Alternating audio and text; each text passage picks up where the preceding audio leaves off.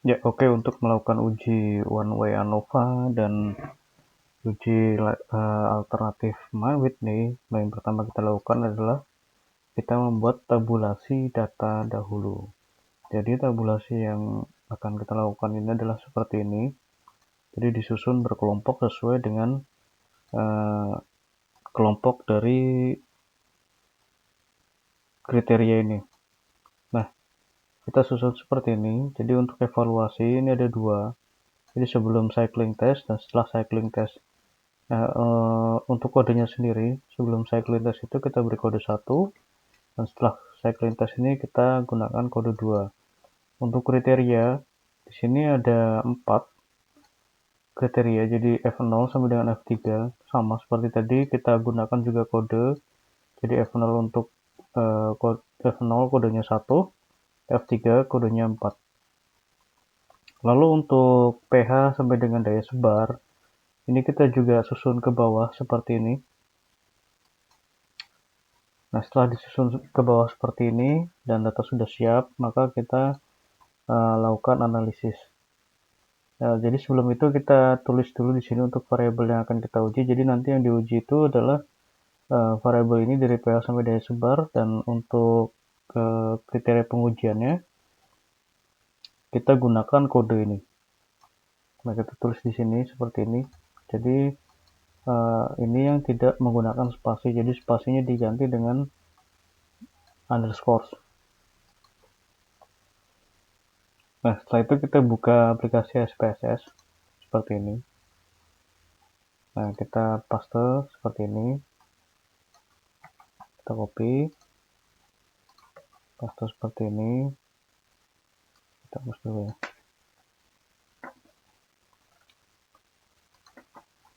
Lalu untuk F, untuk ini, lalu untuk pH sampai dengan daya sebar, kita blok seperti ini, kita copy, lalu kita paste. Setelah seperti itu kita masukkan label seperti ini. Labelnya seperti ini kita masukkan.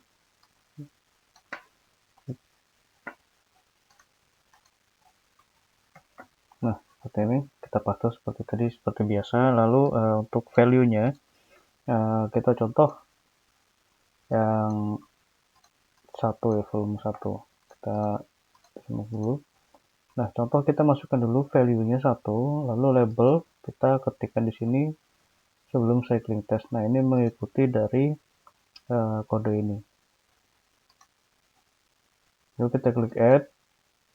Begitupun dengan yang kedua, lalu kita oke. Nah, untuk F juga sama seperti tadi caranya. Nah, setelah seperti itu lalu kita lakukan analisis untuk pengujian normalitas data. Jadi sebelum melakukan ujian ANOVA itu, yang pertama kita lihat dulu adalah dari normalitas datanya, normal atau tidak ya. Terus yang kedua itu adalah uji homogenitasnya. Jadi ketika dua uji itu terpenuhi, maka dilakukan uji ANOVA. Tapi kalau ketika dua uji itu atau salah satunya tidak terpenuhi, maka dilakukan uji alternatif menggunakan MAN-WITH-NI. Oke, kita pertama lakukan untuk uji normalitas dulu. Klik analyze, ke descriptive statistik, explore. Kita masukkan variabel dari pH sampai dengan daya sebar ke dalam dependent list. Lalu variabel evaluasi kita masukkan ke factor list. Statusnya kita biarkan plots. Kita klik histogram. Nah, lalu centang ini normality plot with test, continue. Option kita biarkan, lalu kita oke. Kita tunggu sebentar.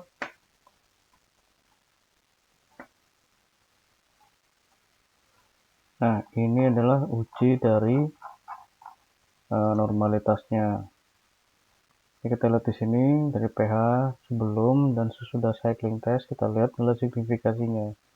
Jadi dikatakan normal ketika nilai signifikasi dari Shapiro-Wilk atau Kolmogorov ini di atas 0,05. Karena kalau Kolmogorov ini tidak memunculkan nilai signifikasi, maka hasil dari kolmograf ini kita abaikan, lalu kita gunakan nilai dari Shapiro-Wilk ini.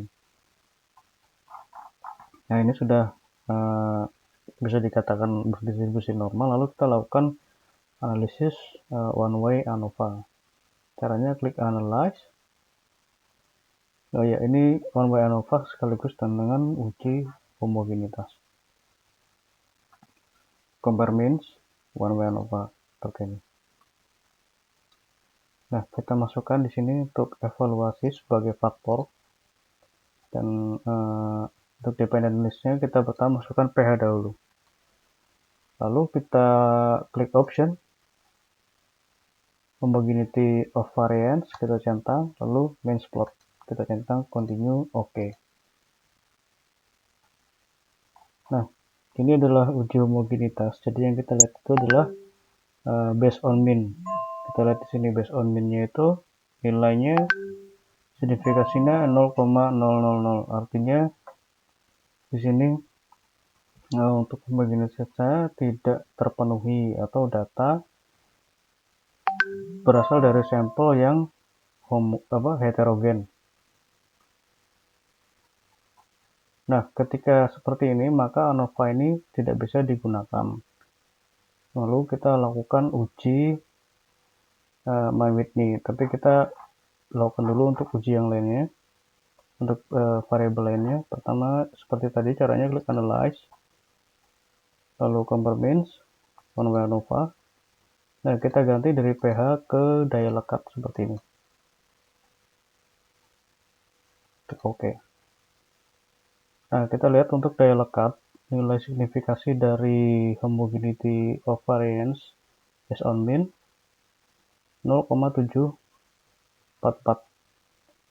Nah, ini sudah di atas 0,05. Dan nilai signifikasinya 0,042, artinya di sini adalah signifikan.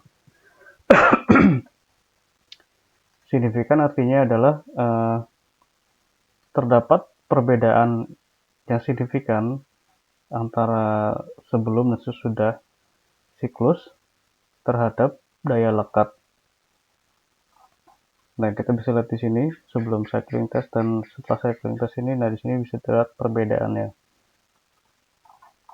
Lalu setelah seperti ini, kita balik lagi ke variabel pH. Untuk pH ini kan ini tidak memenuhi kriteria homogeneity. Nah, lalu kita lakukan uji Mann-Whitney. Nah, untuk melakukan uji Mann-Whitney, ya, kita klik analyze, non-parametric test, legacy dialog, K independent to independent sample test. Nah, kita masukkan variabel, grouping variabel ini adalah evaluasi. Lalu kita lihat tadi yang tidak memenuhi adalah variabel pH. Jadi pH kita masukkan ke dalam test variable list. Nah, untuk evaluasinya kita klik define group. Grup 1 adalah 1 untuk siklus sebelum, dan grup 2 untuk siklus sesudah. Lalu klik continue. Lalu klik OK. Nah, ini sudah biarkan saja. Ini sudah otomatis dicentang di Mann-Whitney. Lalu klik OK seperti ini. Nah, seperti ini hasilnya. Yang kita lihat itu adalah nilai enzim SIG 0,21, artinya di bawah 0,05. Maka di sini dapat diputuskan bahwa terdapat perbedaan yang nyata antara sebelum cycling test dan setelah cycling test terhadap perbedaan nilai pH. Ya, seperti itu untuk uji ANOVA beserta dengan uji prasyaratnya dan untuk uji alternatif Mann-Whitney. Sekian.